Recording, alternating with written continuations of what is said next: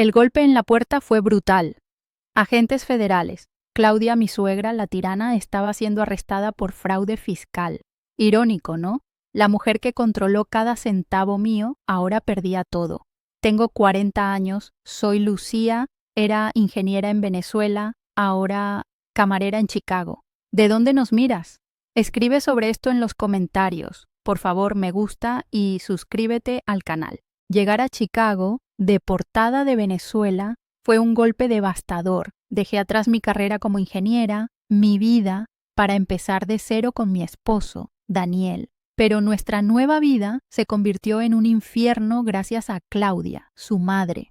Ella, emigrante de Venezuela igual que yo, pero con un pasado acomodado que la hacía creerse superior, ejercía un control absoluto sobre nuestras vidas. Claudia, desde el primer momento, estableció su tiranía.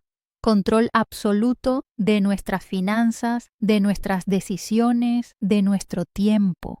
Cada centavo que ganaba Daniel pasaba por sus manos y ella decidía cómo se gastaba. Sus explicaciones eran convincentes, siempre en beneficio de la familia, pero la realidad era que ella se enriquecía a costa nuestra.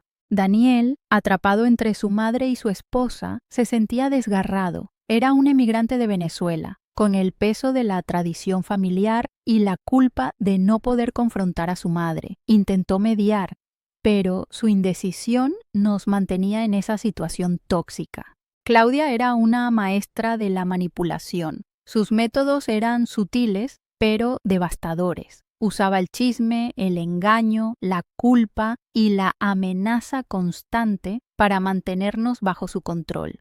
Me aislaba de mis amigos y familiares, controlaba mis movimientos, me limitaba el acceso al dinero. Vivíamos bajo su yugo, en una tiranía silenciosa pero efectiva. Con el tiempo, el resentimiento se acumuló. El peso de la opresión, la falta de libertad, la humillación constante, me carcomían por dentro. Comencé a sentirme como una prisionera en mi propia casa. La emigrante de México que fui, la deportada de Venezuela que soy, luchaba con una nueva forma de opresión. El punto de quiebre llegó cuando descubrí que Claudia había estado usando mi nombre para obtener préstamos a mi nombre y que había acumulado una enorme deuda en mi contra. Era un acto de manipulación cruel e ilegal. En ese momento, el miedo fue reemplazado por la rabia, por la determinación de cambiar mi vida. Con ayuda de un abogado, comencé a reunir evidencias de las acciones ilegales de Claudia. Fue un proceso difícil, lleno de ansiedad, pero necesario. Documenté cada uno de sus actos, guardé recibos, mensajes de texto, estados de cuenta bancarios. La evidencia fue abrumadora. El enfrentamiento fue inevitable. Denuncié a Claudia ante las autoridades. El juicio fue una batalla, un proceso largo y agotador. Pero esta vez yo estaba preparada. Había encontrado mi propia voz, había aprendido a defenderme, había recuperado el control de mi vida. El arresto de Claudia fue el fin de su tiranía, pero también el comienzo de mi liberación. El camino a la recuperación no fue fácil, pero la tranquilidad que encontré al establecer mis propios límites, al hacer valer mis derechos, fue invaluable. Aprendí que la autonomía personal es un derecho fundamental, incluso cuando las circunstancias intentan quitártela. La victoria no fue solo la justicia que se aplicó a Claudia, sino la libertad personal que conseguí al priorizar mi propia voz y mis derechos. Esa es la verdadera lección de mi historia. La libertad reside en la convicción, la fuerza y el valor que tienes para conquistarla. El arresto de Claudia trajo una inesperada sensación de alivio. La tensión que había vivido durante años, la opresión constante, la manipulación sutil, todo parecía desvanecerse como una niebla al amanecer. Pero la alegría de la victoria fue efímera. La profunda herida que Claudia había dejado en nuestras vidas tardaría mucho tiempo en sanar. Daniel, liberado de la presión constante de su madre, comenzó a mostrarse más cariñoso, más presente. Reconoció su propio error al permitir que Claudia manipulara nuestra vida durante tanto tiempo. Su arrepentimiento era genuino y sus esfuerzos por reconstruir nuestra confianza fueron constantes. Comenzamos a tener conversaciones honestas, a compartir nuestros miedos e inseguridades, a construir una base sólida de comunicación y respeto mutuo. Yo, por mi parte, comencé a trabajar en mi propia sanación. La terapia me ayudó a procesar las emociones que me habían abrumado durante tanto tiempo. Aprendí a reconocer mis propias fortalezas, a valorar mi autoestima y a establecer límites sanos en mis relaciones. Dejé de sentirme culpable, de cuestionarme a mí misma. Comprendí que el comportamiento de Claudia no era mi responsabilidad, que su tiranía era un reflejo de sus propios demonios internos. El juicio contra Claudia fue largo y complejo. Sus abogados intentaron minimizar sus acciones, presentándola como una víctima de las circunstancias. Pero la evidencia que habíamos recolectado fue contundente. Claudia fue declarada culpable de varios cargos de fraude y manipulación financiera. La sentencia fue significativa, suficiente para disuadirla de repetir sus acciones en el futuro. Después del juicio, comencé a reconstruir mi vida. Me inscribí en un programa de reinserción laboral para inmigrantes. Con el apoyo del programa, conseguí un trabajo como asistente de ingeniería en una pequeña empresa. El trabajo no era tan satisfactorio como mi carrera en Venezuela, pero me brindaba estabilidad económica y la oportunidad de recuperar mi identidad profesional. La terapia continuó siendo una parte fundamental en mi proceso de sanación. Aprendí a establecer límites sanos, no solo con Claudia, sino también con otras personas en mi vida. Aprendí a priorizar mi bienestar emocional, a reconocer mis propias necesidades, a valorarme a mí misma. Mi relación con Daniel se fortaleció. Habíamos pasado por un infierno juntos y habíamos salido fortalecidos, más unidos que nunca. Nuestra comunicación se volvió más honesta, más transparente. Habíamos construido un espacio seguro, un refugio donde el amor, el respeto y la confianza eran los pilares fundamentales. La experiencia con Claudia, aunque dolorosa, me enseñó lecciones invaluables. Aprendí la importancia del amor propio, de establecer límites, de perdonar, pero también de no olvidar. Aprendí que la autonomía personal es un derecho fundamental, que nadie puede controlar mi vida ni mis decisiones sin mi consentimiento. La victoria sobre Claudia no fue solo jurídica, fue un triunfo personal, un triunfo sobre la opresión y la manipulación. Fue un paso importante en mi proceso de sanación, en mi camino hacia la libertad y la felicidad. Pero una nueva amenaza, un nuevo desafío estaba a punto de aparecer en el horizonte, poniendo a prueba la fuerza y la resiliencia que tanto esfuerzo me había costado construir. La relativa paz que habíamos logrado se vio interrumpida por una serie de eventos inesperados. Primero, recibimos una notificación del banco informando de actividades sospechosas en nuestra cuenta conjunta. Luego, comenzaron a llegar cartas anónimas a nuestra dirección, cartas llenas de amenazas y acusaciones. Finalmente, Daniel comenzó a comportarse de manera extraña, evasivo, distante. La sensación de inseguridad regresó con toda su fuerza. El miedo a que Claudia, a pesar de estar encarcelada, siguiera manipulando nuestras vidas me paralizaba. Comencé a sospechar que alguien cercano a ella estaba actuando en su nombre. Al principio, creí que se trataba de un familiar, un amigo lejano, alguien que seguía bajo su influencia. Las actividades sospechosas en nuestra cuenta bancaria eran pequeñas transacciones, casi imperceptibles, que se repetían a intervalos irregulares. Al principio, las atribuimos a errores bancarios, pero cuando las transacciones comenzaron a aumentar en frecuencia y en monto, comenzamos a sospechar. Las cartas anónimas eran más inquietantes. Estaban escritas en un tono amenazante, llenas de acusaciones falsas sobre nosotros. Alguien estaba tratando de difamarnos, de arruinar nuestra reputación. La letra era diferente en cada carta, lo que sugería que varias personas podrían estar implicadas en la campaña de acoso. El comportamiento de Daniel fue lo más preocupante. Se había vuelto retraído, evasivo. Sus respuestas a mis preguntas eran vagas y ambiguas.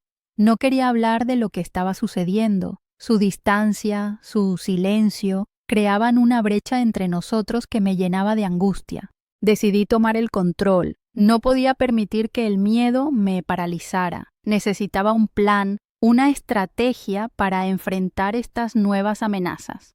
Recurrí nuevamente a Ana, la investigadora privada que me había ayudado durante el juicio contra Claudia. Ana, después de escuchar mi relato, me recomendó que mantuviera la calma y recopilara más información. Me aconsejó que documentara todas las transacciones sospechosas, que guardara las cartas anónimas y que observara de cerca el comportamiento de Daniel. Comencé a investigar por mi cuenta, revisé los estados de cuenta bancarios con lupa, analizando cada transacción, cada detalle. Guardé todas las cartas anónimas, observando cualquier indicio que pudiera llevarme a identificar a los remitentes. Observé el comportamiento de Daniel, tratando de entender la causa de su cambio de actitud. Con el tiempo, comencé a notar un patrón. Las transacciones sospechosas en nuestra cuenta bancaria coincidían con las fechas de las cartas anónimas, y el comportamiento extraño de Daniel parecía estar relacionado con las dos cosas. Una idea aterradora comenzó a tomar forma en mi mente, una idea que me heló la sangre. La posibilidad de que Daniel estuviera involucrado en las nuevas amenazas, que estuviera colaborando con alguien cercano a Claudia, me paralizó. La verdad, la respuesta al misterio que me carcomía por dentro estaba a punto de revelarse y cambiaría para siempre el curso de mi vida. La sospecha de que Daniel estuviera involucrado en las nuevas amenazas me destrozó. El hombre al que amaba, el padre de mis hijos, ¿podría estar conspirando contra mí? La idea era tan dolorosa como aterradora. El miedo se mezclaba con la incredulidad, la confusión, la rabia. Sentía que el suelo se me hundía bajo los pies, que mi mundo se desmoronaba a mi alrededor. Decidí confrontar a Daniel. Fue una conversación difícil, llena de tensión, de acusaciones, de negaciones. Daniel, al principio evasivo, finalmente admitió que había estado en contacto con alguien cercano a Claudia, pero negó estar involucrado en las amenazas. Dijo que había sido presionado, que lo habían chantajeado. Sus explicaciones eran confusas, contradictorias. No sabía si creerle. La información que Daniel me proporcionó fue crucial. Me contó que una mujer, una amiga de Claudia, había estado contactándolo, exigiéndole dinero a cambio de no revelar información comprometedora sobre él. La mujer le había amenazado con arruinar su reputación, con destruir su carrera, con separarlo de mí. Con esa información, recurrí nuevamente a Ana. Ana, con su equipo de investigadores, comenzó a seguirle la pista a la mujer mencionada por Daniel. Descubrieron que se trataba de una estafadora profesional, experta en manipulación y chantaje. La mujer había estado trabajando para Claudia, recibiendo instrucciones e información confidencial de ella, incluso desde la cárcel. La investigación reveló que la mujer había estado recopilando información sobre nosotros durante meses, vigilando nuestros movimientos, monitoreando nuestras actividades en línea. Había utilizado la información recopilada para crear las cartas anónimas, para generar las transacciones sospechosas en nuestra cuenta bancaria. Ana y su equipo lograron obtener pruebas contundentes contra la mujer, incluyendo mensajes de texto, correos electrónicos, grabaciones de audio que demostraban su complicidad con Claudia. Con esta evidencia, presentamos una nueva denuncia ante las autoridades. La mujer fue arrestada y acusada de varios delitos, incluyendo chantaje, difamación y conspiración para cometer fraude. El juicio fue relativamente rápido. La mujer, ante la evidencia abrumadora, se declaró culpable. Recibió una sentencia significativa, lo que puso fin a sus actividades ilegales. Mientras tanto, trabajé en fortalecer mi relación con Daniel. Habíamos pasado por una prueba terrible, pero nuestra relación había salido fortalecida. Habíamos aprendido a comunicarnos con honestidad, a confiar el uno en el otro, a superar nuestras dificultades juntos. La experiencia con Claudia y su cómplice me enseñó la importancia de la confianza, de la comunicación honesta, de la fortaleza para enfrentar las adversidades. Habíamos superado la manipulación de Claudia, el chantaje de su cómplice, pero aún quedaba un último capítulo, una última revelación que cambiaría para siempre nuestra vida. Una verdad final, un secreto profundamente oculto, estaba a punto de salir a la luz. Un secreto que conectaba todos los hechos, un secreto que cambiaría nuestra perspectiva del pasado, del presente y del futuro. Después del arresto de la cómplice de Claudia, una extraña calma se instaló en nuestras vidas. La tensión, la ansiedad, el miedo, todo parecía desvanecerse como una niebla al amanecer. Habíamos ganado otra batalla, habíamos logrado justicia una vez más, pero un profundo sentimiento de inquietud persistía. Había algo que aún no encajaba, un detalle que seguía sin explicación. Durante el juicio de la cómplice de Claudia, la mujer había mencionado un nombre, Ricardo, un nombre que hasta ese momento no tenía ningún significado para mí. Pero después del juicio comencé a investigar. Con la ayuda de Ana, descubrí que Ricardo era un hombre que había sido muy cercano a Claudia en el pasado, un hombre con un historial de actividades ilegales. La información me sorprendió, todo comenzó a cobrar sentido. Claudia, a través de Ricardo, había estado monitoreando nuestras vidas durante años, recopilando información sobre nuestras finanzas, nuestras relaciones, nuestras actividades. Había utilizado esa información para manipularnos, para chantajearnos, para controlarnos. Ricardo, según la información que obtuvimos, había huido de Venezuela después de ser acusado de fraude. Había construido una nueva identidad en Estados Unidos, pero seguía involucrado en actividades ilegales. Claudia, desde la cárcel, se había mantenido en contacto con él, dándole instrucciones y recibiendo información. Con esta nueva información, decidimos tomar medidas. Ana, con su equipo de investigadores, comenzó a seguirle la pista a Ricardo. Lo rastrearon hasta una pequeña ciudad en el estado de Florida. El plan para detener a Ricardo era simple, pero efectivo. Ana, utilizando una identidad falsa, contactó a Ricardo, fingiendo estar interesada en sus actividades ilegales. Lo citó en un lugar público, pero discreto. La policía estaba preparada para intervenir en el momento oportuno. La operación se llevó a cabo sin incidentes. Ricardo fue arrestado y acusado de varios delitos, incluyendo fraude, conspiración y obstrucción a la justicia. El juicio fue rápido. Ricardo, ante la evidencia abrumadora, se declaró culpable. Recibió una sentencia considerable que lo mantendría en prisión durante varios años. Con el arresto de Ricardo, el círculo se había cerrado. Claudia, su cómplice y su antiguo colaborador estaban tras las rejas.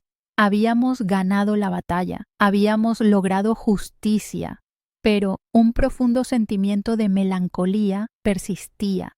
El daño que Claudia había causado era irreparable. Las cicatrices emocionales, los traumas, los miedos, seguirían presentes durante mucho tiempo. Sin embargo, habíamos aprendido lecciones valiosas. Habíamos aprendido la importancia de la perseverancia, de la resiliencia, de la confianza en nosotros mismos. Habíamos aprendido a establecer límites, a defendernos, a luchar por la justicia. Habíamos aprendido el valor del amor, de la amistad, de la familia. Pero una verdad final, un secreto que conectaba todos los eventos, un secreto que estaba a punto de cambiar para siempre nuestra perspectiva de la vida, estaba a punto de salir a la luz. Después del arresto de Ricardo, una extraña calma se instaló en nuestras vidas. La tensión, la ansiedad, el miedo, todo parecía desvanecerse. Habíamos ganado la batalla, habíamos logrado justicia, pero una profunda sensación de inquietud persistía. había algo que aún no encajaba, un detalle que seguía sin explicación, algo que Ana, la investigadora, había descubierto durante la investigación de Ricardo. Ana me llamó un día, su voz seria, casi solemne. Me citó en su oficina. Cuando llegué, me mostró un documento. Era un certificado de nacimiento. El certificado de nacimiento de Daniel. El nombre del padre en el certificado no era el de su padre biológico, sino Ricardo. La revelación fue impactante.